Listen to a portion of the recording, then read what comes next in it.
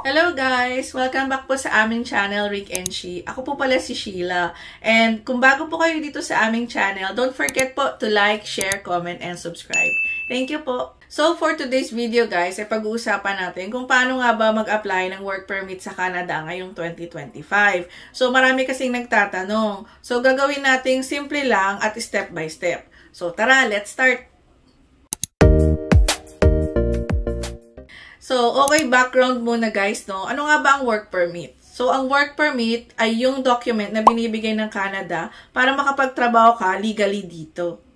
So, guys, may dalawang klase ng work permit. Yung una is employer-specific work permit. So, dito, kailangan mo ng job offer at saka minsan, kailangan din ng LAMIA na galing din sa employer.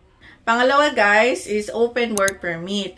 So, dito, pwede kang mag-work for almost any employers. Usually, binibigay ito sa mga spouses, students, at mga nasa special programs.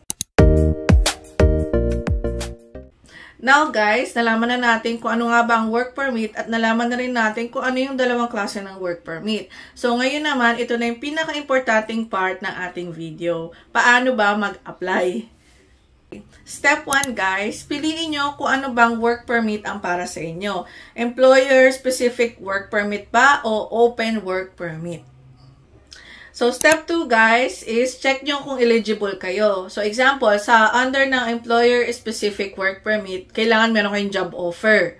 And sa open work permit naman, check nyo kung qualified kayo as a spouse, as a student, or under ng IEC. So, sa open work permit, example lang guys, no? Kung kayo yung mag-a-apply as a student, pwede kayong mag-apply ng open work permit. Limited nga lang ang hours nyo ng pag-work. Usually, ang alam ko, 20 hours a week. Pag bakasyon, binibigyan nila ng mga 40 hours, ganyan. Pag vacation yung estudyante, pero pag may class, usually 20 hours a week. And then, kapag kayo naman ay asawa ng estudyante, yun, pwede kayong mag-work as a full-time worker under ng open work permit. Yun. Tapos yung IEC naman, ang IEC is International Experience Canada. So, may program ang Canada din sa mga tao na nakatira sa ibang bansa, gusto nilang ma-experience ang Canada, so pwede rin kayo doon under ng IEC. Yan. So, step 3 na tayo guys, no? So, napili nyo na kung anong gusto yung work permit or kung saan kayo pwede. Number 2, eligible naman kayo. So, number 3, kailangan nyo nang i-prepare yung mga documents nyo. So, meron akong list dito ng mga documents na kailangan nyo nang i-prepare. So, syempre, unang-una, valid passport. So, make sure na yung passport nyo is hindi expired or malapit nang ma-expired. So, kailangan at least, kung pwede nga, 5 to 10 years pa bago ma-expire para hindi kayo magkaroon ng problema. Yan. So, pangatlo is proof of eligibility. So, ano nga ba yon? Example, graduate na kayo ng PGWP, graduate na kayo sa school. So, kailangan nyo ipakita yung diploma nyo. And then, pag naman asawa kayo ng isang estudyante, dali nyo yung marriage contract nyo. So, proof yon na mag-asawa kayo. So, yun guys. Number 4 is police certificate at medical exam kung required. So, depende yon kung anong work permit ang pinili nyo. But I think parehas silang may medical exam. So, ayun yung pang-apat guys. Pang-5 is proof of funds kung hinihingi lang. So, hindi naman all the time hihingin sa inyo.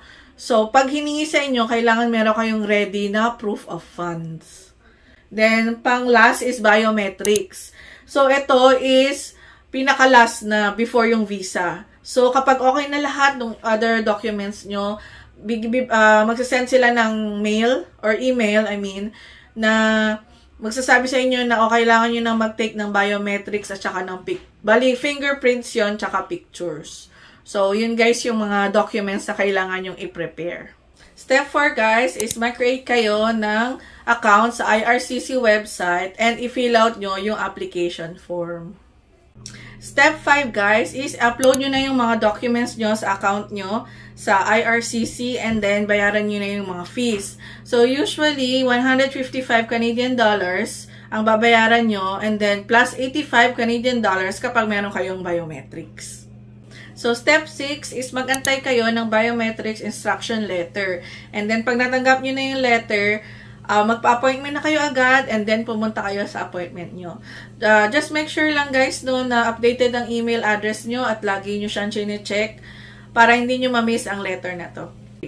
Yan guys, so step 7, ang kailangan nyong gawin is mag-antay ng approval. And then, pag na-approve na kayo, makakatanggap kayo ng letter of introduction kapag nasa Pilipinas kayo o nasa outside Canada. Or naman, work permit na mismo ang makukuha nyo kung nandito na kayo sa Canada. So, importante guys, no, reminder lang, kailangan nyo i-double check yung mga documents nyo bago nyo i-submit. Kasi kadalasan, nagkakaproblema dun sa mga incomplete documents tsaka forms. So, pangalawa guys na reminder is apply na kayo as early as possible kasi may mga delays sa processing.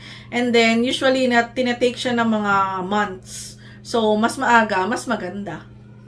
So, pangatlong reminder guys is kung under kayo ng employer-specific work permit, tandaan nyo, hindi kayo pwedeng mag-work sa ibang employer.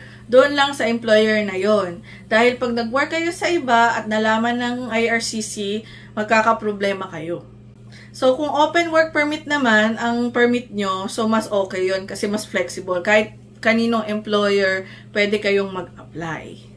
So, ayan guys, yan yung simpleng guide natin sa pag-apply ng work permit sa Canada ngayong 2025. Sana nakatulong po ito sa inyo. And then, kung may mga questions po kayo, comment nyo lang po down below sa ating comment section. And then, itatry po naming sagutin ang mga ito.